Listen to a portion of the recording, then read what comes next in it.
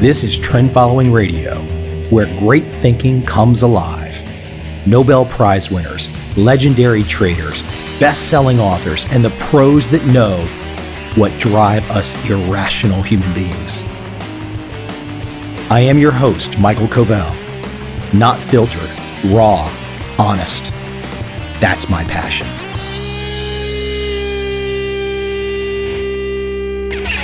Liberty is a passion of mine.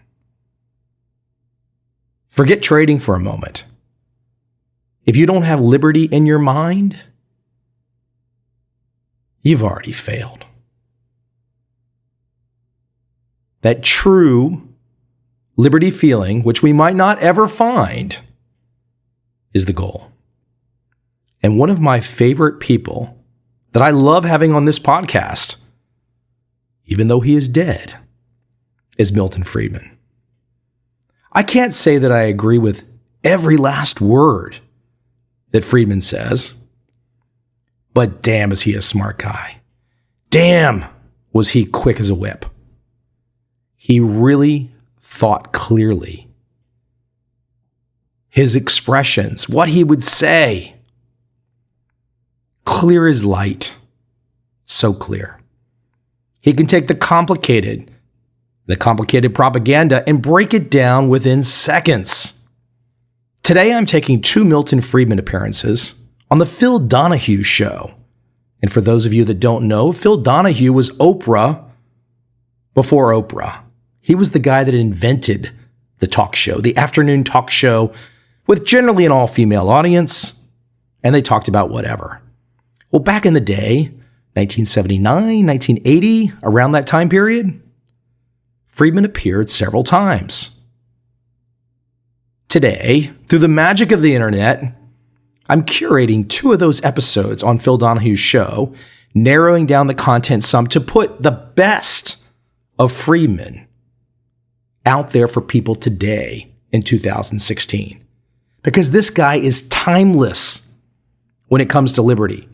Here he was right when Reagan and Carter were battling for the presidency, Milton Friedman, the conservative, saying, I don't care if people do heroin. Right? Reagan was the just say no to drugs guy, and one of the staunchest conservatives out there, Milton Friedman with Nobel Prize in hand, was saying, I don't care if you do drugs. It's your right as long as you're not hurting someone else. Big picture, what I also love about Phil Donahue, a liberal's liberal, a true lefty. But as you listen to Donahue 36 years ago, as you listen to Donahue engage with Friedman, the respect between both men is there. This is not CNN Don Lemon nonsense of 2016.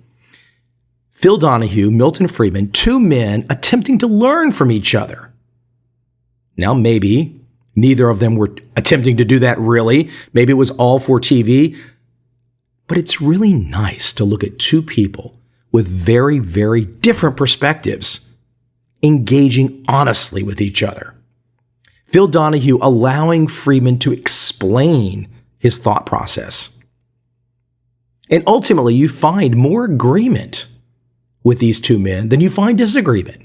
Now, again, that might not hold, and maybe Phil and Milton both went in such diametrically opposed ways in the years after that this conversation, people can't even imagine it happened. But it did. Two of these conversations, two episodes, I've curated the best. An even bigger picture is the timelessness of what Friedman sets forward. The man just lays out the issues in a way, unless we become genetically modified beings living on Mars, what Friedman laid out in 1980, 1979, 1980 is true today. It's fantastic clarity. Some of the issues that Friedman brings up today, he basically foreshadows Uber. He talks about the deep state without naming the deep state. He brings up airline service and monopoly and the idea at the time there was more and more competition. Well, as we have seen, and I just recently took a U.S. carrier flight that I will not mention the name, and my God, is it terrible compared to, I can mention 4 or 5 Asian carriers. Just absolutely abysmal. So 35 years after Friedman was saying there was hope for the U.S. airline industry, if there was competition, well, that failed. Now we just have big, fat, ugly monopolies that exist for one purpose, and that is to feed the mouths of union employees. It's also interesting to listen to Friedman's comments on Russia. Even 35 years ago, they sound like somebody was saying them today. He has 3 big solutions that you will hear him say: cut government spending, hold monetary growth back, and cut regulations. None of this happened. None of this will ever happen. I think the big point that Friedman makes, which is so true, is he lays all of this government dysfunction at the hands of the people. It's the political will of the people to be blamed, not the leaders, not the so-called leaders. They ain't leaders anything. Not the politicians. It's the people. The people vote for exactly what they want. So instead of me continuing to ramble on about Milton Friedman, let me invite him on my show through the Phil Donahue show 35 years ago. I hope you enjoyed this conversation with Milton Friedman. Let me see if I can express in very imprecise terms and very briefly what has the core of your statement here, a personal statement. We have too much government. We are not allowing the free enterprise system to work as your most favored historical figure, Adam Smith, suggested it would work if we just let things alone. We have too much government intervention. It is interrupting the not only the wonderful work that the invisible hand does if we leave it alone, but it's also depriving people of personal liberties. Absolutely. Okay, That's a very good summary. Fill in the blanks for me. No, that's a very good summary. There is a very important role for government to play, but there's such a thing as too much of a good thing. And government has been growing beyond bounds. Right now, to take the simplest measure, the government spending at federal, state, and local levels amounts to over 40% of the income of the people of the country. If you go around and ask people, are you getting your money's worth for that 40% of your income which is being spent on your behalf, supposedly, by government? There are very few people who will say yes. And they are right. We're not getting our money's worth. Much of it is, it's not merely that it's being wasted. It's that it's being wasted in a very particular sense. You're spending money to do opposite things. Here at one place, we're spending our money to try to propagandize us not to smoke. In another place, we're spending our money to subsidize the growing of tobacco. Now, what sense does it make to spend 2 streams of money like that? And you can go over and over again and find exactly the same thing. The government is too big. It's too intrusive. It restricts what we can do. It's becoming our master instead of our servant, and we've got to react against it and cut it down to size. All right, let's share with the people at home just one of the statements of Adam Smith that you refer to in your book, which, of course, when I want it, I'm not going to be able to... it's on page 2. All right, thank you. All right, I've excerpted from your book, as you have from Adam Smith, so we can both, with apologies to Adam Smith, from whom permission was not granted for this, but here is what... Phil's pretty good, but he doesn't communicate with the next world. All right. By pursuing his own interest, that is to say, his meaning the person engaged in free enterprise, the person who functions within the capitalist free enterprise system, Adam Smith says, he frequently promotes that of the society more effectively than when he really intends to promote it.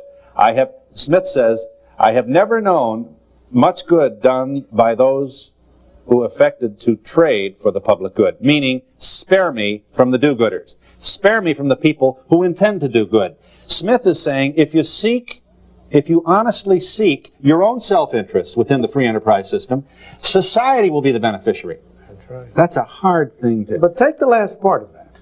I've never known much good done. No, I don't have to say it. I've never known much good done by those who affected to trade for, note he doesn't say did trade, affected to trade for the public good.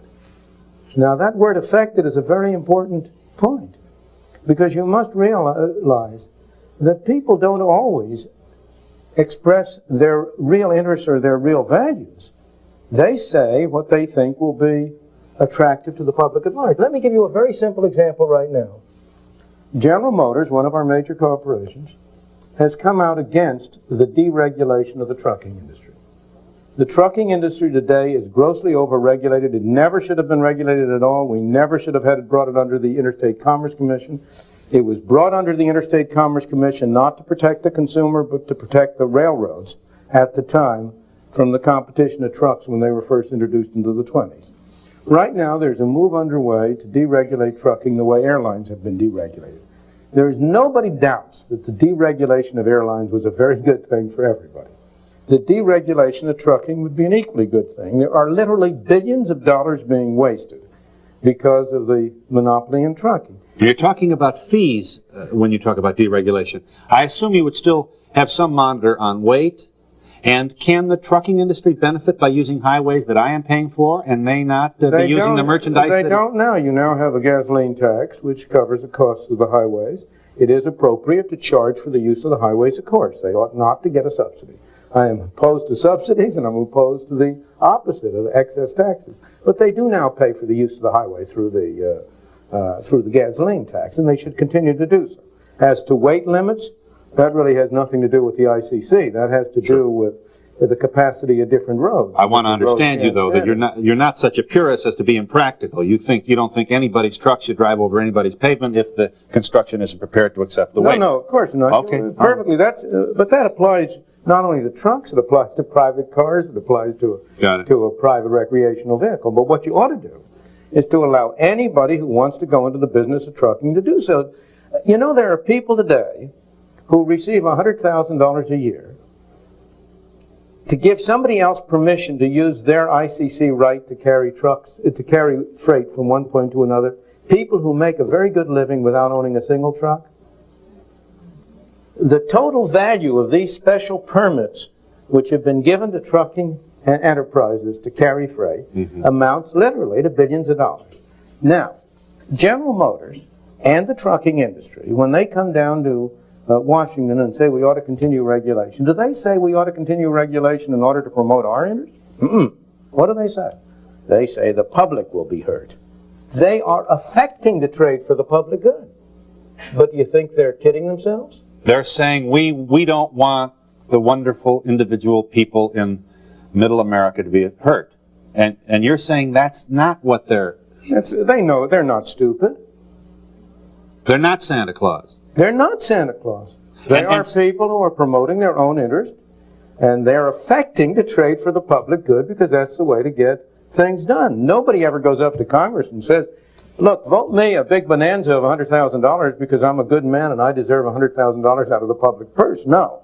He says you should subsidize X, Y, and Z because the poor middle-class Americans or the poor people in the slums will be benefit from it, by it. So you have two classes of people, the so-called do-gooders.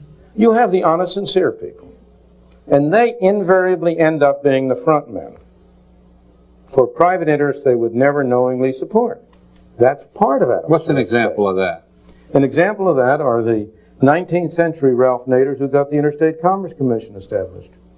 They got the Interstate Commerce Commission established supposedly to protect the consumer. No.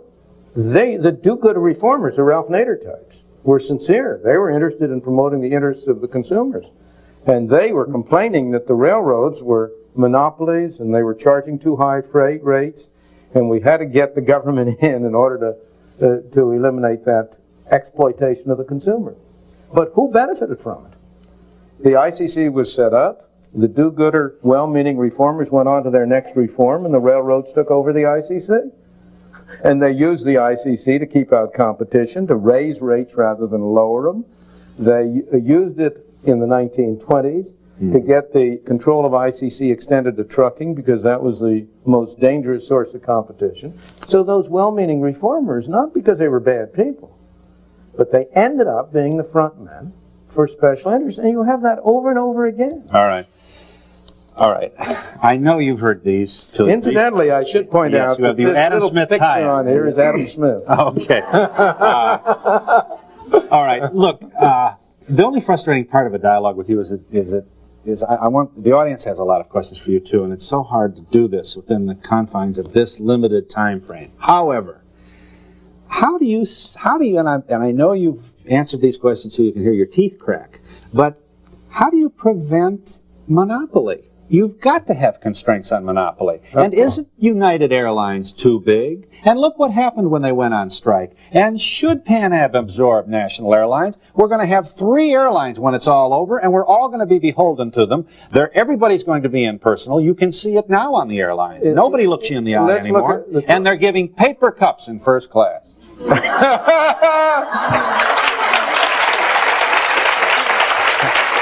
How's that for elitism? Well, personally, I don't see any objection to paper cups. But let's go back. The problem with the kind of statement you're making is to distinguish what's true from what's not true.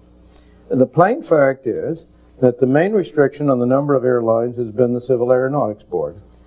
From the time the Civil Aeronautics Board took over control of the airlines in the 1930s until now, until the deregulation, they did not authorize a single new trunk line.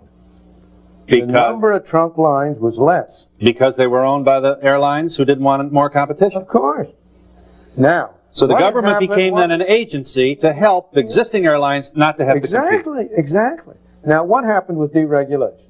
You filled every seat in the airplane. And you had new airlines come in. The number of airlines has gone up, not down. It is true that there are some proposals to merge United and National. But there are also Pan Am and National, I'm sorry. But there are also a bunch of new airlines that are coming out. Here's World Airways, whom you never heard of before, that's offering these cheap fares. Look at Freddie Laker. Freddie Laker broke the transatlantic monopoly. So the fact is that the best protection of the consumer, the best offense against monopoly, let me put it another way. There's an old saying, if you want to catch a thief, you set a thief to catch him. If you want to catch a businessman monopoly, you set another businessman to break it down. You don't send a government civil servant after him. The most effective anti-monopoly legislation you could possibly have would be free trade. Okay. Now answer this practical question, Professor Friedman. and there are some angry people who would say, come down from your academic tower and tell us how we're going to get automobile dealers who really care about servicing the car as much as they care about selling us the car. Tell us how we're going to get automobile dealers who sell us safety with the same vigor that they sell us cosmetics. Well, if the public at large really wanted to buy safety rather than cosmetics, it would be in the self-interest of the automobile dealers to sell them safety. You have had some automobile companies that have concentrated on selling safety, and they have not done very well in the sales. You can't blame. Here you have, let me give you a very simple example. You have the so-called Superba car, which is built by the Checker company that produces Checker cabs. They emphasize safety. It's the safest car probably there is built in America. They haven't been able to sell very many. If the problem with your talk is that you're not talking in terms of what the consumer really wants as judged by what he's willing to pay for. You're talking in terms of what you think he ought to want. I am also okay, so the underpinning here, underneath your statement here is the stupid public want Landau tops and colors, and they put blue lights on these cars in the showrooms, and everybody says, yeah, I want one of those, like Pavlov's dog. I'm not going to call them stupid. The public is entitled to buy what it wants to buy. Who am I to say whether those tastes are better or worse than my taste? What's your conclusion on a person who's more interested in the style of a car than whether or not the baby's protected after the collision? Well, that's stupid. I think he has every right to pursue his own objectives and his own tastes, and I have every right to try to persuade him he's wrong. Okay. But if I can't persuade him, do I have the right to force him? Now, you don't bring in the baby, because that raises another and an extraneous and very difficult issue. Because I will agree with you, he does not have the right to put a baby like an egg in a crate. That's right. That's a different question. The third-party effect is different. I trust you wouldn't pass a law to oblige babies to be constrained in cars. No, I probably would not. But I think that You're I not would... very comfortable in saying no to the No, question. no, I'm comfortable, but what I would do is I would say that any parent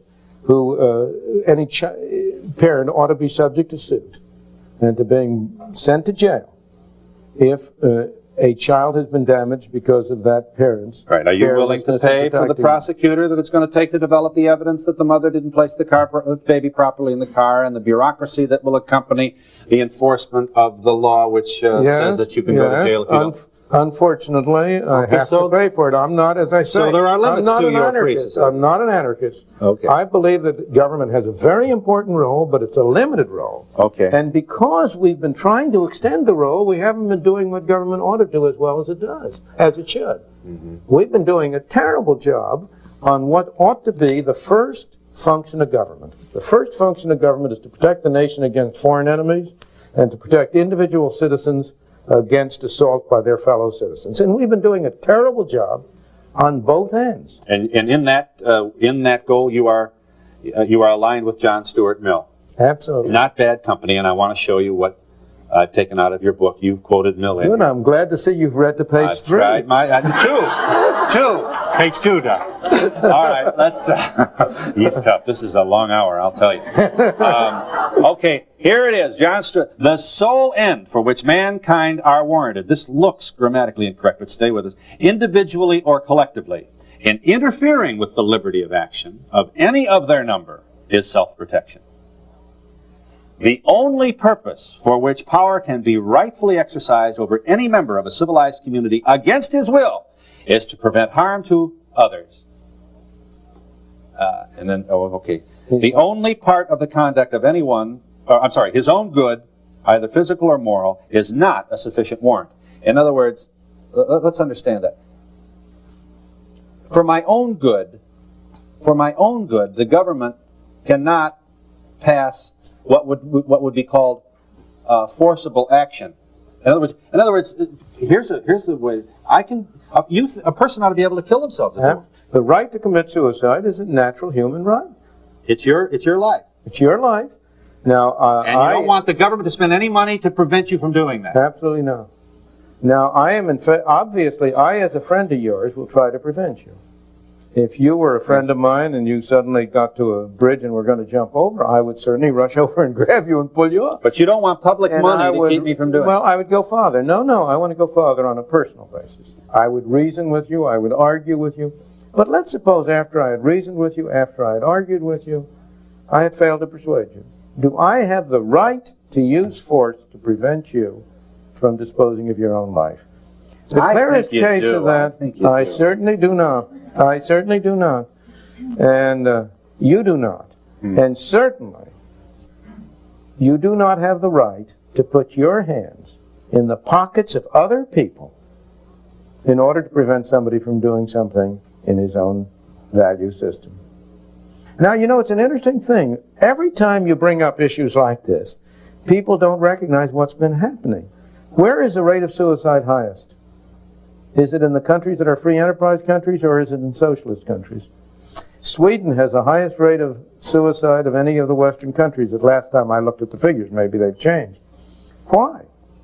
I don't mean why, but it's an interesting thing, interesting observation. Well, that Sweden is one of the most government-controlled, socialist countries in the world. Yeah, but that hasn't prevented people from committing suicide. Yeah, but the problem look, take the simpler cases. Don't take. This point has to be made. The problem with your point is that this is hardly anymore the best representative example of what the free enterprise system ought to be. So you yourself are America's severest critic. You think we've blown Adam Smith's theory here in America. So we should have people jumping off bridges left and right here. Not because it's a bad... Huh? We do. Well, we do. Look at the number of people. The point you just made. No, it doesn't, because we have become so socialist. Look at the extent to which people are opting out of the world by going in for drugs, by going in for various other activities of this kind, which are a delayed form of committing suicide. Yes. One of the problems of our society is that by having all responsibility assigned to the government, we have removed the pressure on individuals to be responsible for themselves, to feel that they have a set of values that they are entitled to pursue.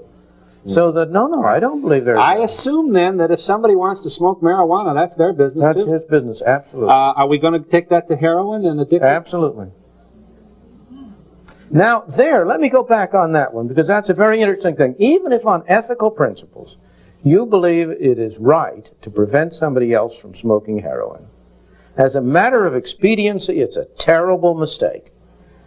The largest... So is jumping off the bridge. No, I don't mean that. I mean it's a terrible mistake for society to render heroin illegal, because that increases the harm which heroin does. Why do we have so much crime in the inner cities and in the cities? Over 50% of it is attributed to crime for the sake of acquiring money to buy heroin. Why is heroin so expensive? Because it's illegal. We went through this with prohibition. Whether you believe it's right or wrong to prevent people from drinking alcohol, we had the experience with prohibition in which we found that it did more harm than good. And a lot of guys got shot in the garage. A lot of guys got shot, and the more important, the basic respect for law was eroded. Law-abiding people who would never ordinarily have broken the law broke the law in order to get a drink. Because they knew that the law enforcement agencies could not possibly enforce with any efficiency the laws against the prohibition law. But the reason they couldn't enforce it was because it wasn't publicly backed. If the 90% of the public had been in favor of the prohibition law, you could have enforced it. But I'm promising you 90% of the public right now is in favor of enforcing prohibition against heroin. And you cannot enforce it. I agree. I was understating my case. Even with 90% of the people, you can't enforce it. And it does vastly more harm today because it is illegal than it would do if it were legal. Let me point out for a moment that more lives are lost each year through drinking alcohol than through heroin. But if there's a case, if you're going to make the case for preventing heroin on the basis of saving lives, there's a much stronger case for prohibition of alcohol. But there would be some who would argue that to relax law enforcement or to take away law enforcement pressure on heroin trade is to ensure that heroin deaths will meet and exceed alcohol deaths. On the contrary, it would reduce the number of heroin deaths. Why would it reduce the number of heroin deaths? In the first place, many of the deaths come from impure or adulterated heroin or needles that are contaminated. In the second place, as we found in Prohibition, the fact of Prohibition encouraged alcoholism rather than the opposite. To the young people in particular, it became an adventure to go out and get drunk, to go to a speakeasy. Today, with heroin illegal, it pays a heroin pusher to create an addict. Because, given that it's illegal, it's worth his while to spend some money on getting somebody else hooked. Because once hooked, he has a captive audience. Mm-hmm. If heroin were readily available everywhere, it wouldn't pay anybody to create an addict. Because the addict could then go anywhere to buy it. You have had experience with this. Britain has had legalized, not heroin in general, but they have had an arrangement under which certified addicts can get heroin from physicians on prescription. I assume. And it's done very much less harm than our system has. So I have no apologies for believing that far less harm would be done to this country by legalizing heroin than is now being done by trying to enforce heroin prohibition. I assume, like the baby in the car, you would support legislation prohibiting the sale of heroin and other addictive substances to juveniles. Well, that's a very hard question. I think there is a different case for juveniles. But whether you could really handle the question, that's a question of expediency, not a principle. If I thought I could enforce it, I would be willing to say that for juveniles. But I'm not sure I could enforce it, and I'm not sure when I looked into it I wouldn't decide I did more harm than good even there. You'll agree that this is the issue that lays bare the whole notion of your personal statement, and this is where we get to the practical realities of sweat and blood, everyday life with parental anxiety. Where are my kids? What are those sirens? Who's selling what to whom? What are they doing in the car? Who's sniffing, smoking, drinking? What is happening out there? And for all of the adulation that you've received, standing ovations everywhere you go, this is a very difficult platform for you to I don't believe so. I don't believe so, because I believe it corresponds to the real understanding and interests and beliefs of the vast majority of the American people, I think that you have to distinguish between the attitudes of the public at large and the attitudes of a relatively small group of people who have been trying to persuade the public to have different views. I know that, Dr. Friedman. And look at prohibition. Yeah, I am. It didn't work. Okay, it didn't work. And why did you get it adopted in the first place? If the people in this audience who are predominantly female will pardon me, it was only adopted because the young males were away in France during World War I, and the women of the country voted in prohibition. All right. Now, that's neither good nor bad. It's a pure statement of historical fact. Yeah. The irony, though, let's not miss the irony here. The irony is that you are the darling of the conservative, of almost, is there anybody left who doesn't think we have too much government? And you are as eloquent a spokesman against that abuse as there is walking around today. You are also on record as supporting the candidacy of Ronald Reagan. Yes, indeed. Do I have to tell you what happens to Ronald Reagan's candidacy if he so much as breathes agreement to the statements you've just made about drugs? Well, fortunately, one of the great virtues of being a college professor is that you can say exactly what you believe and what you mean. I'm not running for office. I've never run for office. I have no desire to run for office. And so I regard it as a great luxury that I can be irresponsible. I just don't believe that you can take away laws. I have children. If I don't tell them what to do and how to raise them, they won't know what we expect of them. I feel There's nothing against you telling your kids what to do. No, but I meant you compare the government to that, telling us what to do and deregulation and everything. I think we have to have something to go by. Well, but you see, what you're expressing is precisely the paternalistic view of government that I object to. I don't believe government is the mother of children. I don't believe government is a father of children. I believe government is a way in which you and I and our fellow citizens achieve certain things jointly that we can't achieve separately. And I believe it is your responsibility as a mother to bring up your children in accordance with the values you believe. And I believe it's a cop-out for you to say, I want the government to do that for me. No, but there's some... You were talking about suicides and how if you had a friend who was going to commit suicide, people who commit suicide are very lonely people. They usually don't have people to turn to. Right. So if you can help them with counseling, which the government would fund, that would save a life, which is very dear. There are different ways to achieve that. Most counseling groups for suicides, in fact, are not financed by government money. First of all, the government doesn't have any money. Only people have money. The government only gets money by putting its hand in your pocket and taking it out. And if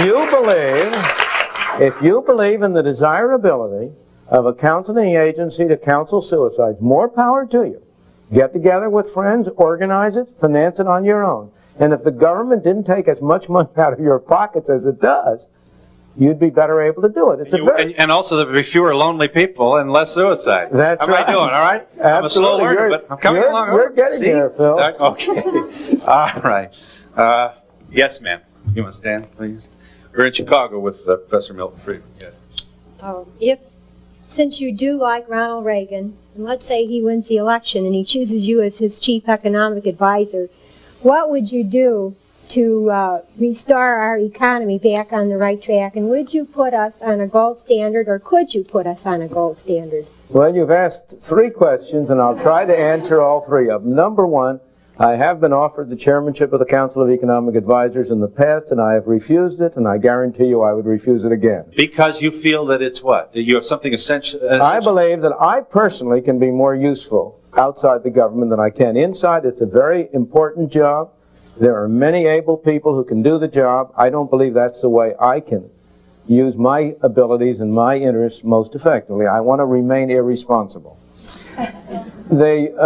You see what I mean by that? If you're in that kind of a position, it's right and proper that you're part of a team, and if the team decides on something you don't agree with, you either go along with it or you quit.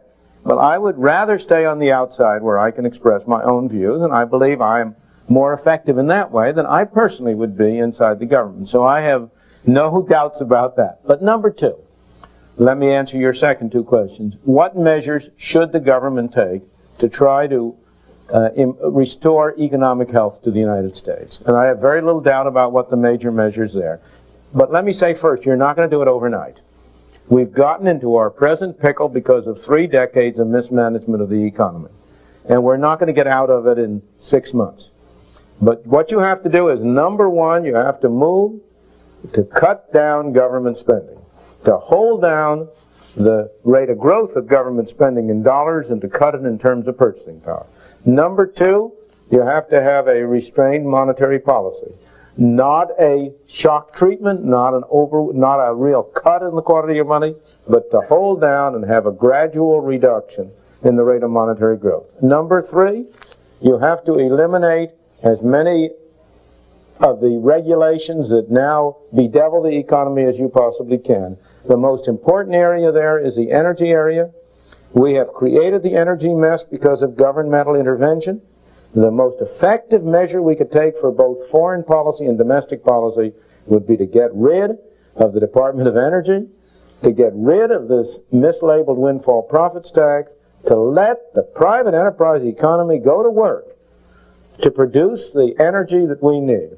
Now, on your last question, I do not believe it is either feasible or desirable to establish a gold standard under current circumstances. The gold standard served well in the 19th century. If you could restore the conditions of the 19th century, namely a situation in which federal government spending was 3% of national income, right, I'd be in favor of a gold standard. And some of your detractors would want you to know that the writings of your hero, Adam Smith, took place as well in the 19th century. No, it didn't in the 18th century. All right, then my point is even more valid. If the gold standard is no longer applicable, given the modern nature of economics, how can we expect Adam Smith's writings to be? Well, the principles... Which are even older, as you call them. Well, you know, the Bible is 2,000 years old, and I don't think you would say that the principles of the Bible are not applicable, but the way you apply them are different. The circumstances are different. Right. The principles of Adam Smith are just as applicable today, but they have to be applied differently because the circumstances are different. And those principles made sense of the gold standard in the 19th century and don't in the 20th. We'll talk later about the fairness of referring to the Bible when arguing with the person. We'll be back to this. You want to get rid of the FCC too, huh? No, sure, of course. Get rid of the Federal Communications Commission. Course. If you can buy, you would regulate. We got to have some control over the airwaves. No, what I would do would be to have the Federal Communications Commission have a big auction at which they would auction off all the present television and radio licenses. And then only fat cats would own radio and television stations, nonsense. Which many detractors say is the situation now. Well, first place, there are many of them, and many people could come in and compete with them. Do only fat cats... we were talking about airlines. Only fat cats own airlines? No, anybody here can buy a share of stock in United Airlines or in TWA in the same way with... So they'd be publicly held, and stockholders could dissent if they didn't like the commercials, if the commercials were too loud? Well, they could sell, if they thought that the station wasn't doing a good job, they could sell their stock. Much more effective than voting in Washington, because each individual separately can decide what to do. But more important, if you once made it into private property, it would be not subject to the fairness doctrine. You would have the same kind of free press on radio and television that you now have in the newspapers. Are you going to trust me to put all of the candidates on my program? Or am I just going to put my favorite You put your favorite on, and some other station will put its favorite on. You do not get fairness by every individual program being fair. You do not get fairness by every individual station get fairness. In any event, I'm not in favor of fairness. I'm in favor of freedom. And freedom is not fairness. Fairness means somebody has to decide what's fair. And that means the FCC people have to decide what's fair. I don't want the FCC people to decide for me what I should listen to or hear. And you wouldn't be able, if the public at large didn't agree with your choices, you'd be out of business. Yeah, I would. So you know, it's a funny thing. People think that it's the appearance of power versus the reality of power. It looks like as if you have a lot of power over what you put on your show, but you don't. Really? Because if you didn't appeal to the public, if these people didn't like you, do a marvelous job. I'm not questioning that. But you do a marvelous job because you have found an audience for your product. So in other words, my power comes from the people, as you're saying. Absolutely. And if I just put on all of my favorites, then the public will clearly see that Donahue was sold out and their eye. Look, I've been reading your book. It's a good book, and I recommend it to you just as he recommended mine. But in that book, you point out the difficulties you had getting into New York. Yes. Suppose you had had to have government permission to go into New York. Do you think you would have had it any easier? Do you think you could have had as much independence as you've had? Mm-hmm. And under the Friedman laissez-faire broadcasting system, there would have been more opportunities for this guy from Dayton, Ohio to get into New York. Absolutely. There would have been more stations. There would have been, instead of 3 big networks, you would have had a much broader group of stations. You would have been able to break in much sooner. I don't know whether that's a good thing or a bad thing, but it would have happened. Can we take one here? We got to. Is the caller there? Yes. Just hang on a second. Milton Friedman is reachable via United States mail, government controlled as it is, and at the Hoover Institution, Stanford, California. The zip there is 94305. Okay, that's easy enough. In an age of bureaucratic numbers, mumbo jumbo, this is a relatively simple address. Let him know how you feel. I know you're there, caller, at Stanford, California. Just one, I've got to get this in. Let's now, one more time, off the ivory tower. Your statement against government growth and too much spending, do I assume that you bring the same free to be irresponsible statements against military spending? Well, $140 billion? You say 140 billion. 15 years ago, military spending was over twice as much as the spending of HEW. Today, the spending of HEW is over twice as much, is about twice as much as military spending. 15, 20 years ago, before Vietnam, military spending was 9% of the national income. Today, it's between 4 and 5%. I said earlier, the 2 basic functions of the government are to protect the nation against foreign enemies, yes, and to protect the citizen against his fellows. Military spending is essential for the first. Of course, if we could do it in a private enterprise way, it'd be a lot cheaper. Would you like to try?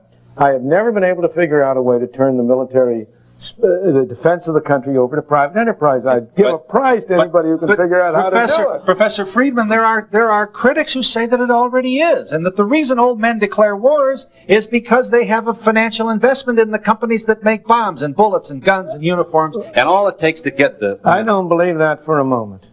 I don't doubt that the people who have those interests try to exert their influence in that way. But this is so serious and so important a matter that I really think it's a travesty on what's going on. No one is saying it's a conscious effort, but the fact that the profit is there has got to influence behavior. It's got to. And decision. You mean that's the reason why our military spending has gone down so sharply?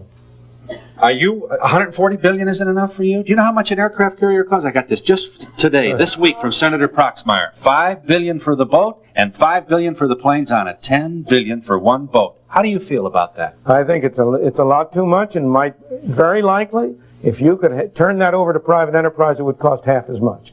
But we have to have a strong military, and at the moment, let me get to this because I think it's very important. If this country is fundamentally threatened, in my opinion, it is threatened much more by our weak position in foreign affairs than it is threatened by any mistakes that we have made in economic management. We can recover from the mistakes in economic management. But if we put ourselves in a position in foreign policy of the kind we've been putting ourselves in, we cannot recover. We're through. It's a one-time loss. That's directly opposite the statements of many, many honorable, reasonable people who are saying it's the cost of bacon and the fact that the middle class can't make it to the next paycheck and the fact that several thousand people in the automobile industry are out of work that's going to threaten the integrity and strength of this country, not a group of students somewhere in It's not, well, you talk about a group of students. I'm not concerned about the group of students. I'm concerned about the Russian armies on both sides of that strait. I'm concerned about the fact that in our neglect we permitted the Russian to take over the base of Aden when the British left it in 1971, and they have built up a major military base with airplanes and so on, that they are now coming into Afghanistan. They've got both parts of the Persian Gulf in a pincers. All right. Oh my, how unrealistic can you be not to look at what's been happening to the relative strength and position of the Russians on the one hand and of ourselves on the other? And do you think they're spending that money and devoting their energy to that in order to have it sit idle? All right, and what are you going to do with the workers who built all these airplanes after the order is canceled by the government? General Dynamics in Fort Worth, Boeing in Seattle. What is the economist going to do to help the economy, the local economy, when suddenly Big Daddy government cuts off the government? Not a thing. Not a thing. And there's no reason to do anything, because all of those people and the people who bid in that included in their bids an allowance for the possibility and the danger that they would be cut off.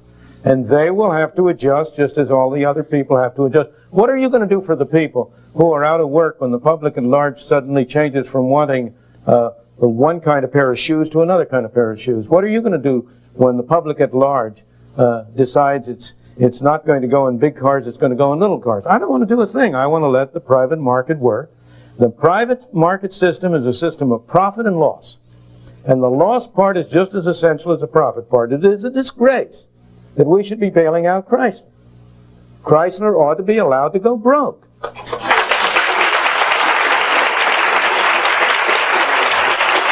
right. I know. The caller is still there? All right. I'm going to try and get you on. I really am, and I'm sorry, but I have to break now. I have to. In the free enterprise system. What you call is a tease. We'll be back in a moment. Hi, I'm glad you waited. Sorry. You had a question? Yes. I would like to ask What? Professor Friedman what the average middle-income taxpayer can do to get to quit being taken to the cleaners by the IRS. All right. Just give us a second. Unfortunately, very little. I do not believe that you can find a solution to that problem as individuals. I think we can find a solution to that problem as citizens. Thanks very much to Milton Friedman. As I mentioned at the top, there were 2 episodes. Here is part 2. And what I really love about this one, that famous quote that we've all seen where Donahue goes after Friedman about capitalism. And Friedman's answer, talking about angels, just great. Here's part 2.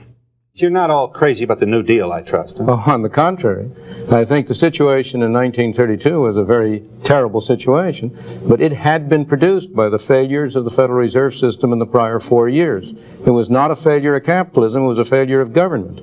And Herbert Hoover himself, in his memoirs at the end of that time, said he had learned to his sorrow that the Federal Reserve was a weak reed for a nation in time of trouble. So that you can't blame Hoover for the Depression, you can't blame business for the Depression, but Hoover has to take some of the blame. All right. Much of what Roosevelt did in the New Deal was unwise, but much of it was necessary. You can't, again, give a black and white judgment. All right. Let's try some black and white questions, although there are no anathema to economists. One of the wonderful things about you is that when you speak, I almost always understand you, and that's a real breakthrough for you and for me as well.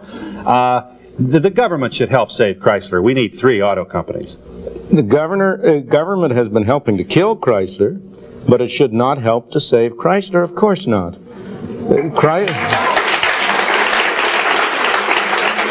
This is a private enterprise system. It's often described as a profit system, but that's a misleading label. It's a profit and loss system. And the loss part is even more important than the profit, because it's what gets rid of badly managed, poorly operated companies. What does? Losses. When Chrysler loses money. Oh, I see. So, all right. When Chrysler loses money, it's got to do something. When Amtrak loses money, it goes to Congress and gets a bigger appropriation. The question at issue is, should the people in this country bail out Chrysler by taking money out of their pockets, not to buy cars which they want to buy, but to pay for whatever has been the cause of the losses at Chrysler? Government has been responsible for many of those losses by unrealistic regulations and rules, but they've affected all of the companies. You're not going to condemn regulations regarding emission and... I certainly am. Of course I'm going to condemn them. Why not? Because if we don't have them, you're not going to be able to breathe, and you and I will not be in our senior years able to sit around and argue with each other. Well, those are assertions. They are statements that are made, but they are far from being correct. The fact is that pollution was going down long before we had any emission requirements, and it would go down without them. There is a case for doing something about pollution, but the way we've been going about it is the wrong way. Is there a case for the government to do something about it? Yes, there is a case for the government to do something about it, because there's always a case for the government to some extent when what 2 people do affects a third party. There's no case for the government whatsoever in mandating airbags, because airbags protect the people inside the car. That's my business. If I want to protect myself, I should do it at my expense. But there is a...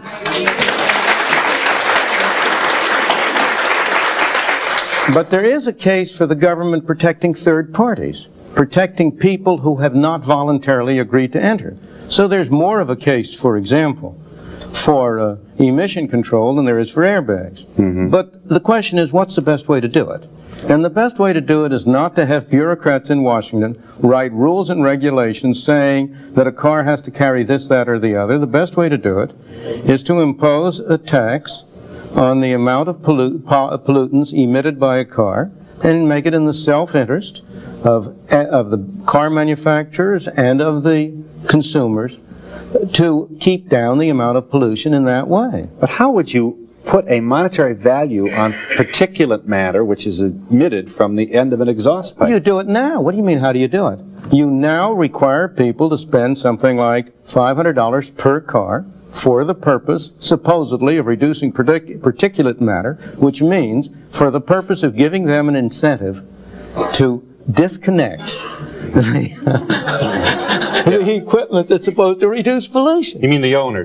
People are going out of their way. Yeah. Same with the buzzer. I assume that you... have you ever met Ralph Nader? Of course, I've debated Ralph Nader many times. And I assume you feel that... what is it that troubles you about him? I think he's wrong.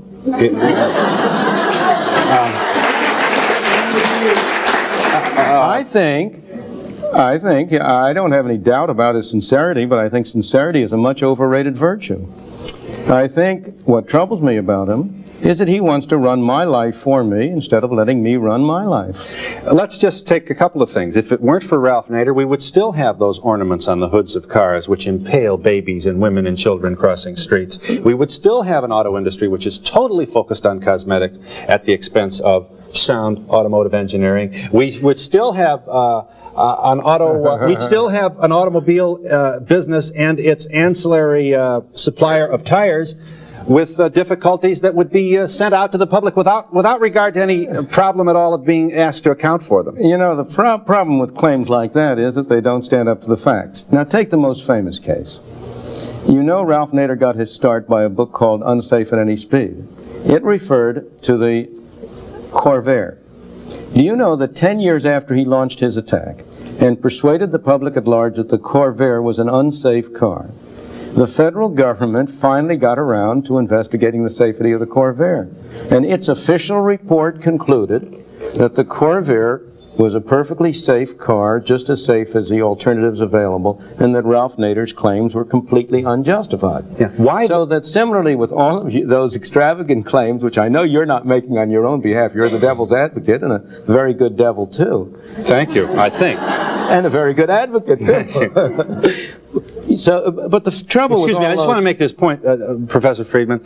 You are using the United States government, whose post office is often referred to by you in columns, in speeches, and in writings as an example of what happens when you give what ought to be the private enterprise's business to the United States government. Now you turn around and use this United States bureaucracy to support your defense of Ralph Nader. I mean, why should I have any more confidence in the government's review of the Corvair than in the government's operation of the post office? You shouldn't. I have no more confidence in that. Well, you certainly cited it to suggest... I beg your pardon. I just have as much confidence in it as I do in Ralph Nader's evaluation. So we're evensies then? That's right. So then there is no evidence. No one, neither Ralph Nader nor anyone else, has ever presented any evidence that justifies his charges. No one has presented evidence to justify the kind of charges you're making, and those charges are simply untrue. It is not a fact that the world would have come to an end but for Ralph Nader. But more important, take one of those charges, that the cars would be devoted to cosmetics. If people want to spend their money on cosmetics, why shouldn't they? You mean to say you should be prohibited by the government from doing whatever you do to have to give a nice cosmetic image to your viewers? No, I guess I'm thinking that if we just leave it to Detroit, if we had just left it to Detroit in your own laissez-faire, and you're wearing your Adam Smith tie today. Always wear it on TV. I know. Let me tell you what I think. Let's just tell me what's wrong with this. Sure. If we just, tell now Ralph Nader to go somewhere else and complain. Sure. And let's let Detroit and the free enterprise system handle this. Here's what we would not have. We would not have collapsible steering wheels. We would not have padded dashboards. We would not have spring-loaded ornaments that bend back so that you minimize injury in the case of hitting a pedestrian. You would you would not have, I'm Well, sorry. first of all, I have no reason to suppose that's true. Long before Ralph Nader came on the picture, the automobile industry had made cars increasingly safe. Brakes had become better. The protection and the bumpers had become better. The doors had become better. When it turned out they were defective, the automobile industry introduced them. Almost all of the developments in automobile in that direction had arrived and were on the way long before Ralph Nader came along. But if you didn't have Ralph Nader, if you hadn't had that movement, you also would have cars considerably cheaper.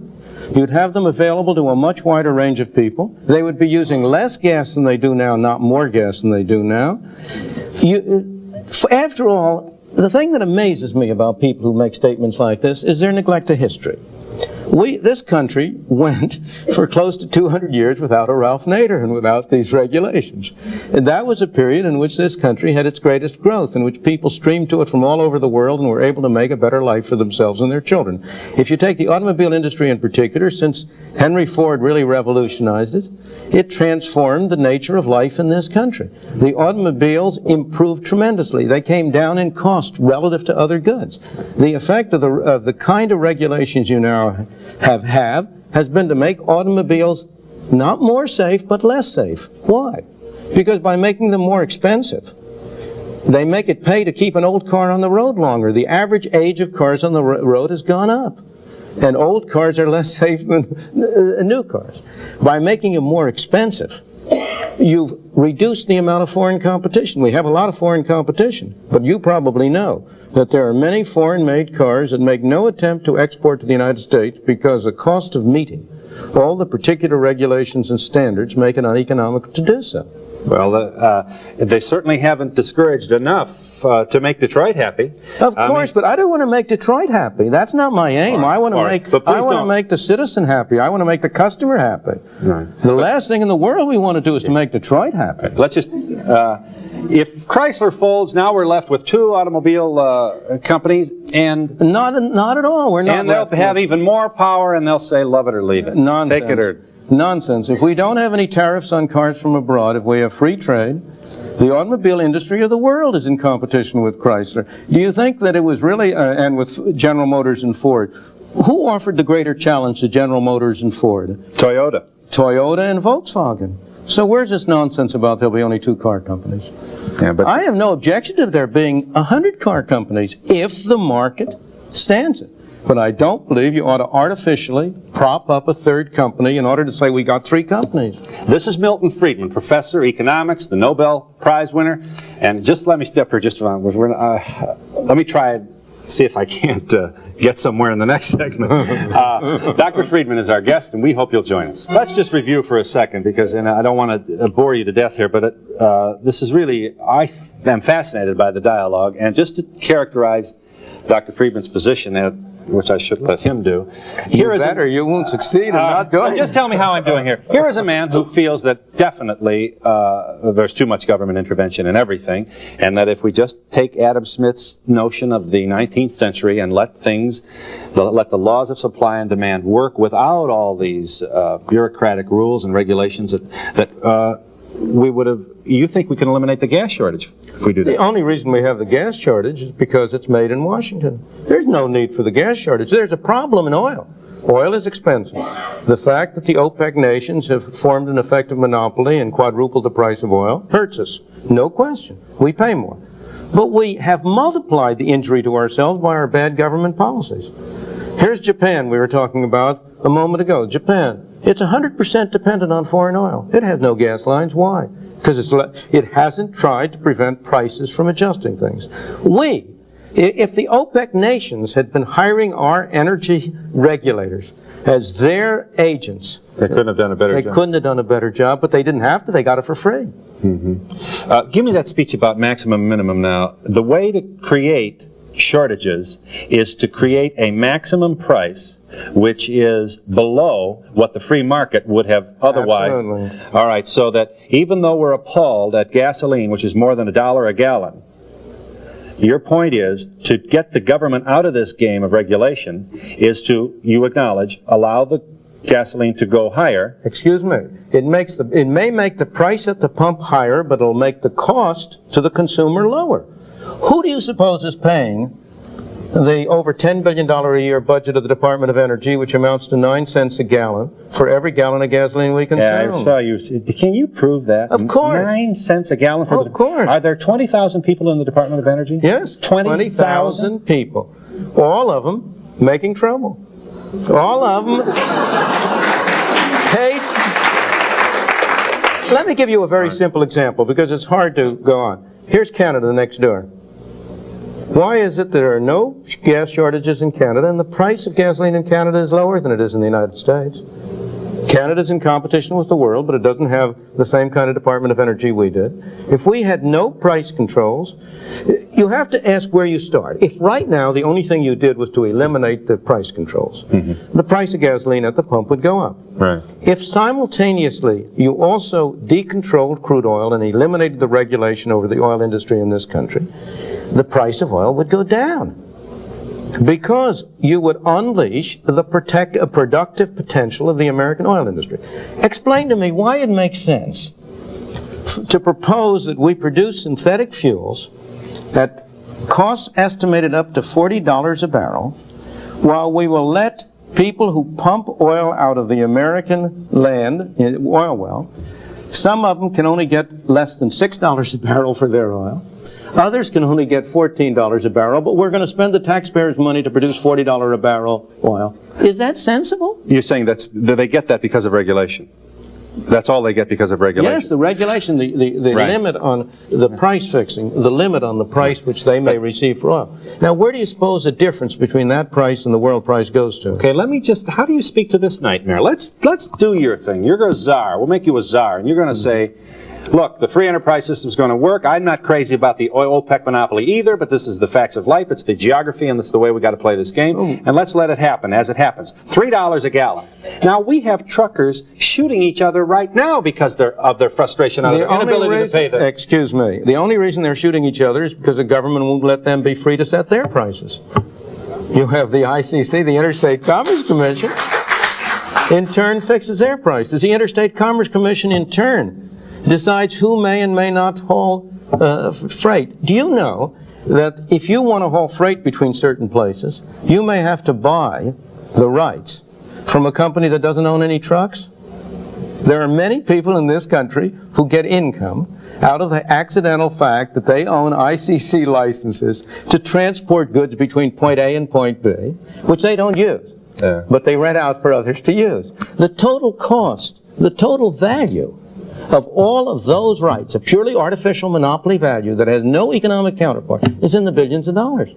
So if you could simultaneously reduce the cost of trucking as well by simply abolishing the Interstate Commerce Commission. You want to do that too? Of course. Now we've got all...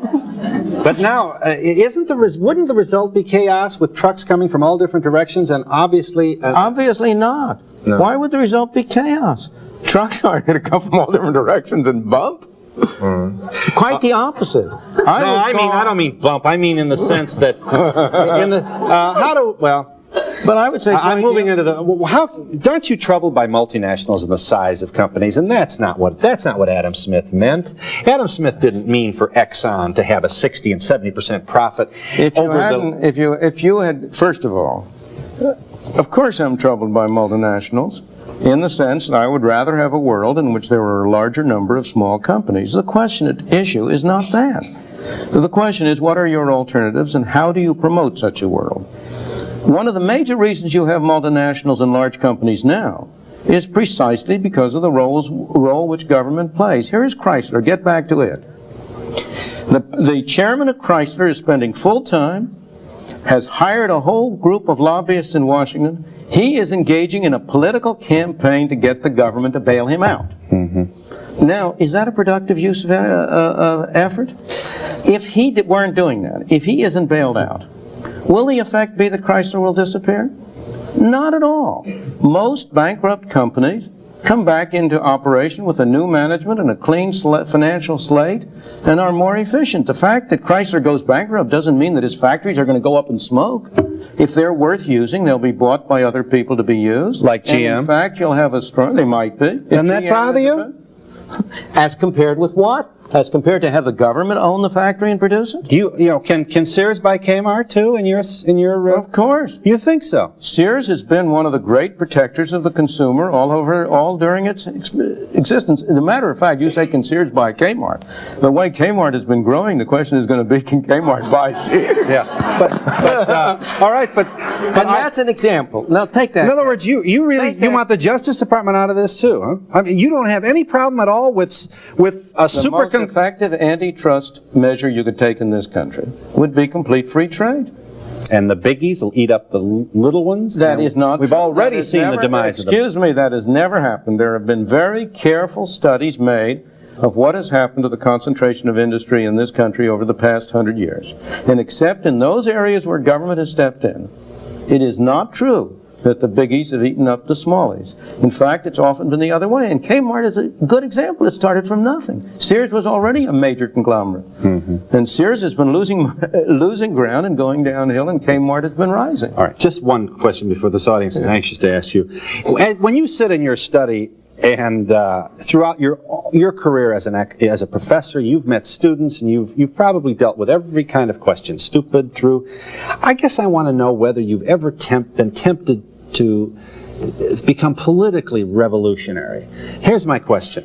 When you see around the globe the maldistribution of wealth, the desperate plight of millions of people in underdeveloped countries, when you see so few haves and so many have-nots, when you see the greed and the concentration of power within, did you ever have a moment of doubt about capitalism? And whether greed's a good idea to run on? Well, first of all, tell me, is there some society you know that doesn't run on greed? You think Russia doesn't run on greed? You think China doesn't run on greed? What is greed? Of course, none of us are greedy. It's only the other fellow who's greedy. The world runs on individuals pursuing their separate interests. The great achievements of civilization have not come from government bureaus. Einstein didn't construct his theory under order from a bureaucrat. Henry Ford didn't revolutionize the automobile industry that way. In the only cases in which the masses have escaped from the kind of grinding poverty you're talking about, the only cases in recorded history are where they have had capitalism and largely free trade. If you want to know where the masses are worst off, it's exactly in the kinds of societies that depart from that. So that the record of history is absolutely crystal clear, that there is no alternative way so far discovered of improving the lot of the ordinary people that can hold a candle to the productive activities that are unleashed by a free enterprise system. But it seems to reward not virtue as much as ability to manipulate the system. And what does reward virtue? You think a communist commissar rewards virtue? You think a Hitler rewards virtue? You think, excuse me, if you'll pardon me, do you think American presidents reward virtue? Do they choose their appointees on the basis of the virtue of the people appointed or on the basis of their political clout? Is it really true that political self-interest is nobler somehow than economic self-interest? You know, I think you're taking a lot of things for granted. And just tell me where in the world you find these angels who are going to organize society for us. Well, I don't even trust you to do that.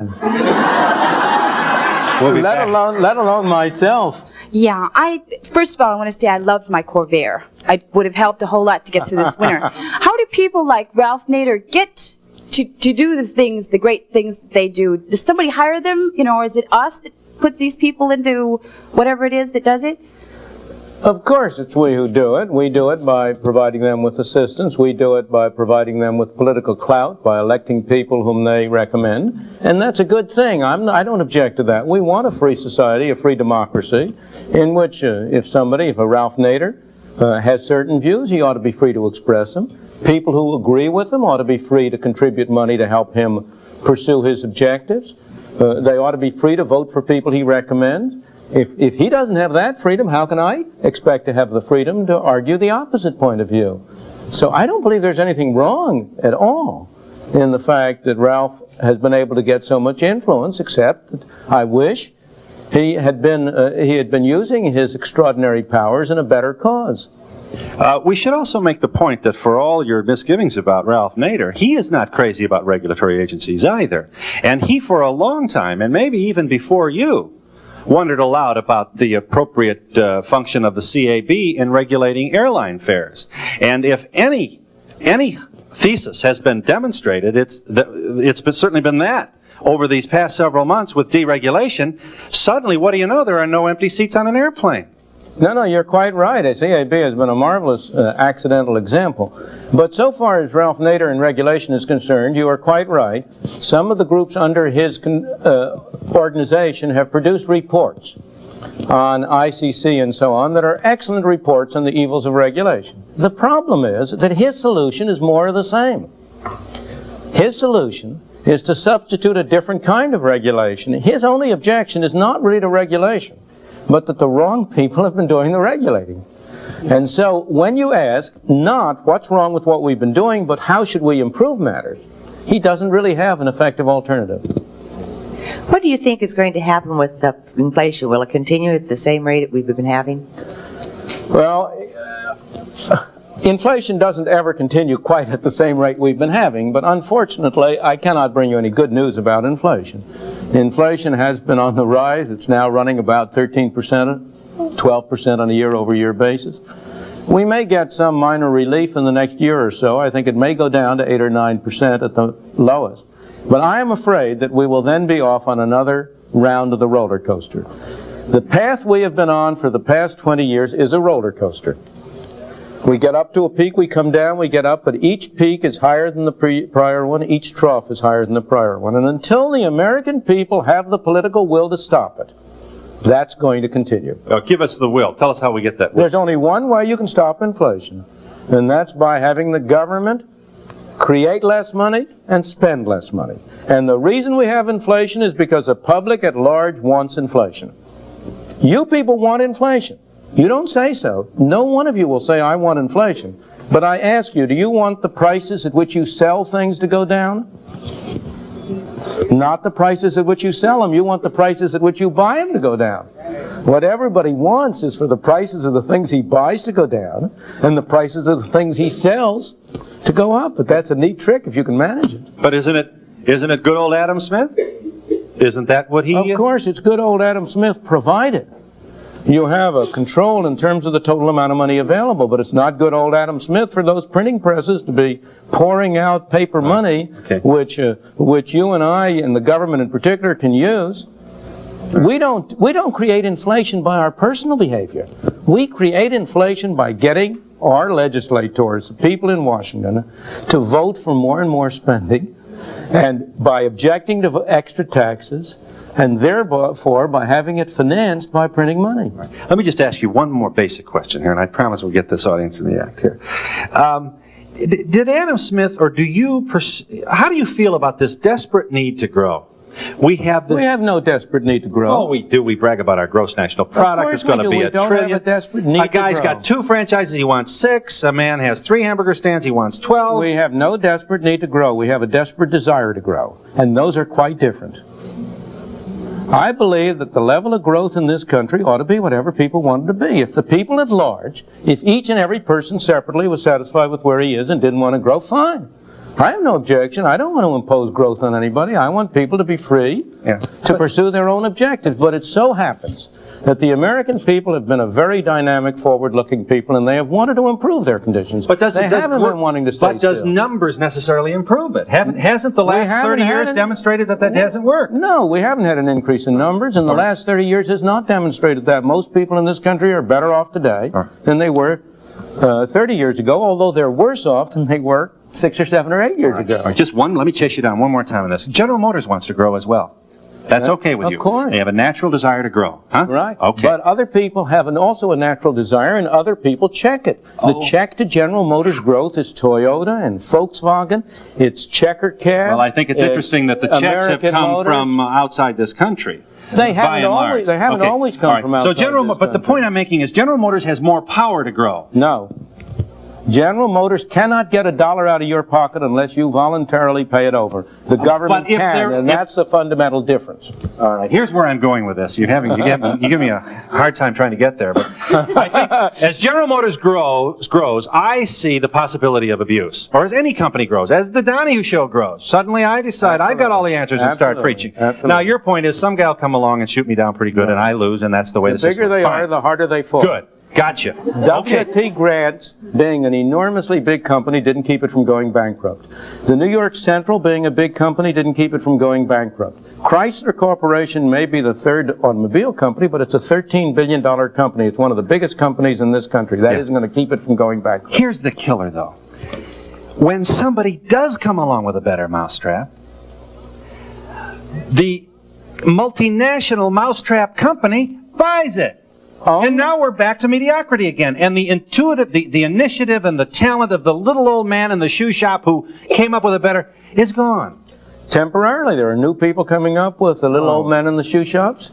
And one of the major reasons, as I was saying before, why multinationals are able to occupy the position they are is because government rules and regulations favor multinationals. Almost all government regulation favors big companies over little companies. And you think Exxon ought to be able to buy Reliance Electric? Of course. And what else you want them to buy? The hotels too? I mean, well, where are we going to stop? Look, if you say to Exxon, look, one thing we're going to do is to make it impossible for you to make any money producing oil. What do you think their stockholders want them to do? Have a hard time getting the American people to agree with that type of thing. First of all, Exxon doesn't buy anything. There isn't any Exxon. There are people. Exxon is a corporation owned by individual people. It's the stockholders of Exxon who ultimately are buying it. And if they don't like what Exxon is doing with their money, they have a perfectly good alternative. They can sell the stock. And as the stock went down, if the stockholders didn't like it, it would pay somebody to change the policy which Exxon is following. We have a far greater degree of control over what Exxon does than we have over what a lot of our government corporations do. Dr. Friedman, you've spoken a lot today about corporations. What does the average citizen do to help the inflation or to fight it? There is nothing the individual citizen can do to help or fight inflation in his personal behavior. All attempts to tell you it's the consumer who's doing, the wasteful consumer who's producing inflation is an attempt by the government to shift the blame to somebody else. As a citizen, you can do a great deal.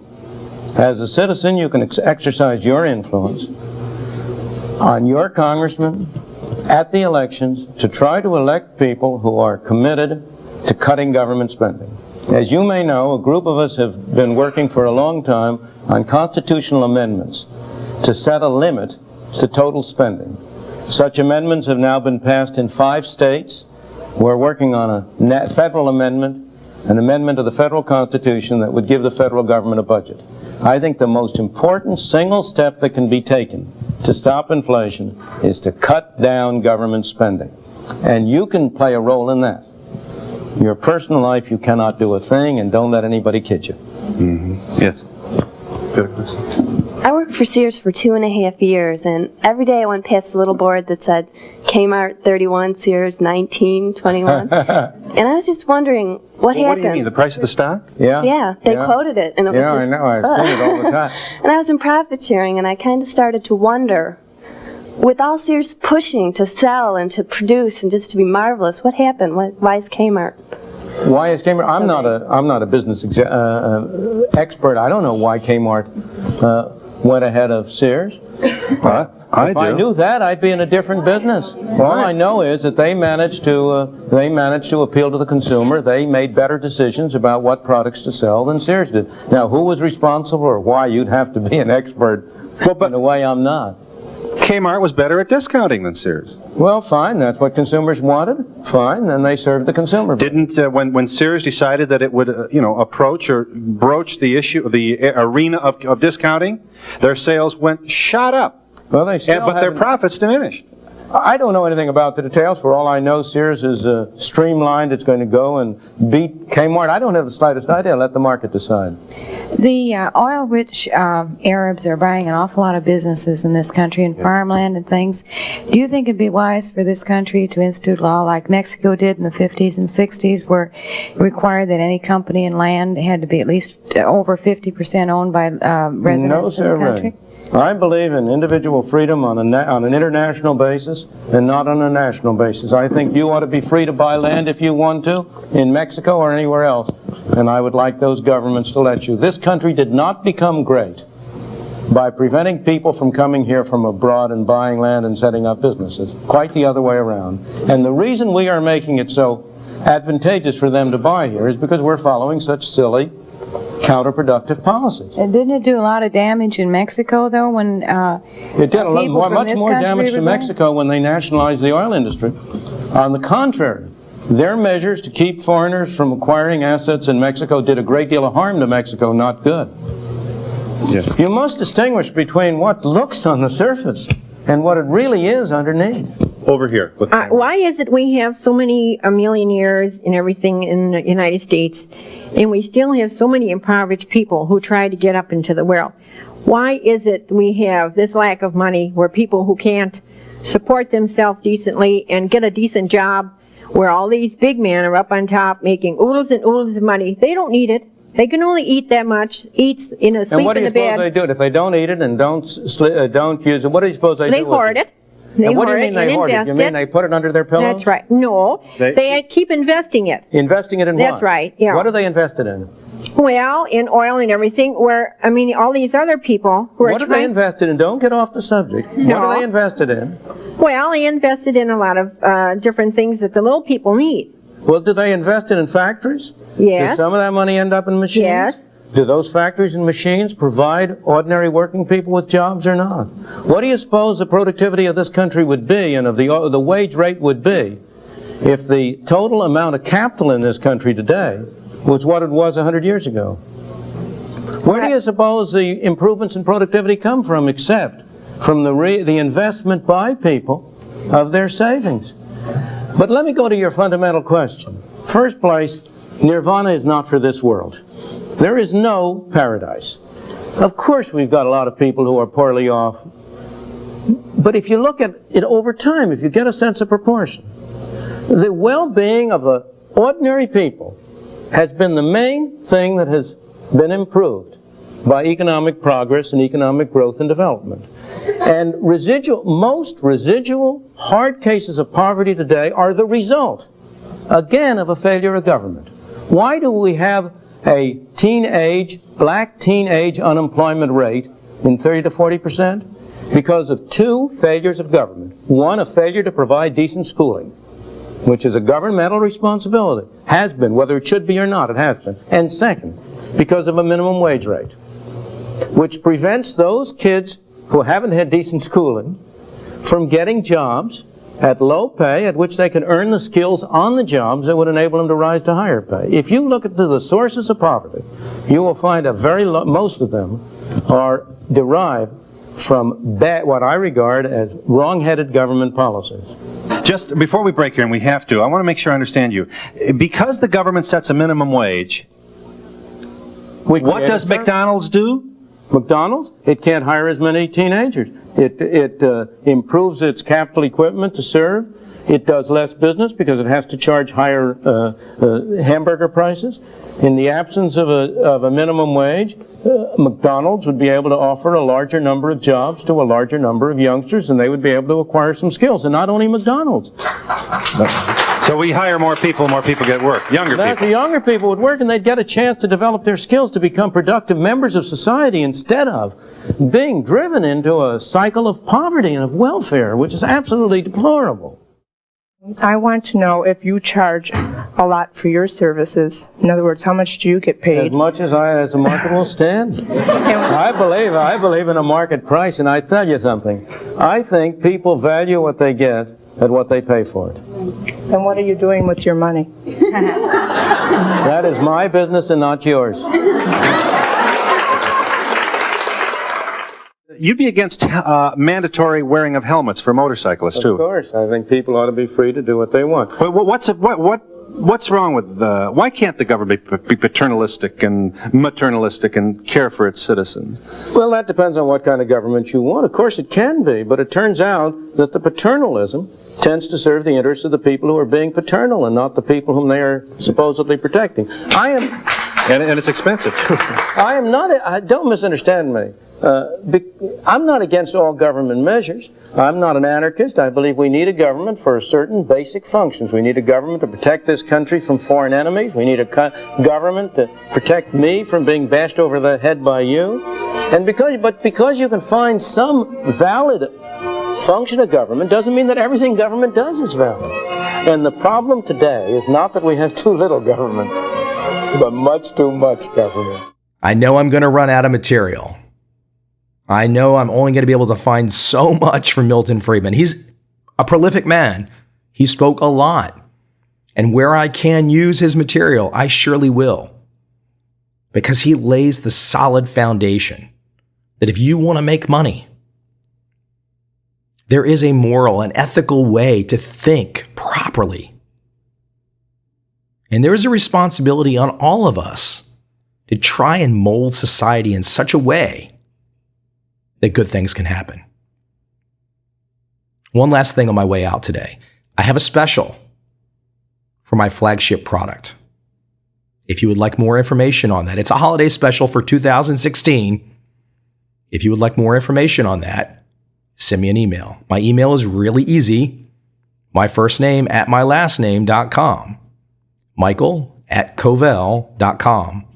That's COVEL.com. But whether you ever need any trend following training or not, you and I both know what Friedman just elaborated on across nearly 90 minutes is beautiful music. I'm glad you stuck with me. I'm glad you stuck with Milton Friedman. Fantastic lessons.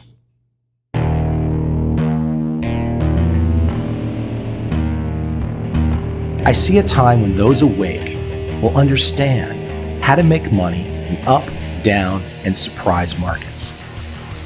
Whether new trader or experienced, college student or financial advisor, protecting against a crash or just trying to make a lot of money, trend following offers everyone an answer in uncertain times. To get started immediately, send me an email, michael@covel.com. I will send you the right trend following steps to take along with my free video. But if you want to buy and hold, trust the government and trust Wall Street, this is absolutely not for you.